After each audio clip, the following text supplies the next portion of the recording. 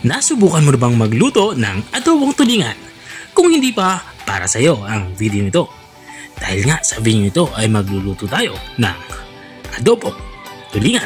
Tara, simulan na natin ang ating pagluluto. Kumuha nga ako ng kawali at pinainit ko ito, at nang uminit na nga ay nilagyan ko ito ng mantika. At nang uminit ng mantika, ipapan-fry natin itong kaunting karne. Pero kung wala naman kayong available na karne ay pwede nyo nang i-skip yung ganitong proseso. Pinalabas ko lang nga yung mantika nitong ating pork liempo. At nang lumabas na at natusta na ito ay inilagay ko na itong ating mga sangkap manggisa. Naglagay na ako ng bawang saka sibuyas. Mayroon din tayo ditong luya, inilagay ko na din. At naglagay na din ako dito ng hiniwang kamatis. Igisa lang natin itong ating mga aromatics hanggang sa lumambot ito at lumabas na nga yung aroma nito. Katulad ng nakikita nyo. Kapag ganito na yung itsura ng ating mga sangkap panggisa ay ilagay na natin itong ating isda. Bali isdang tulingan nga yung ating gagamitin dito. At itong tulingan naman ay binamad ko na sa asin para manuot na yung alat dito sa ating isda. Maglalagay na din ako dito ng toyo. At dahil nga adobo yung ating lulutuan ay hindi mawawala yung suka. Kaya dito sa parte ito ay nilalagyan ko na din ito ng suka.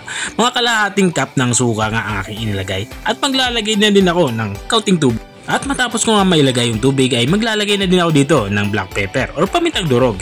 Makakatulong ito para mas maging malasa ang ating lulutuing adobong isda.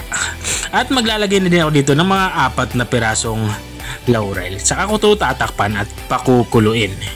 At kung nanonood ka pa rin hanggang dito sa parte ng aking video, ibig sabihin ay nag-i-enjoy ka. Baka pwede mo namang i-comment kung taga saan ka para alam ko kung hanggang saan umabot ang aking video.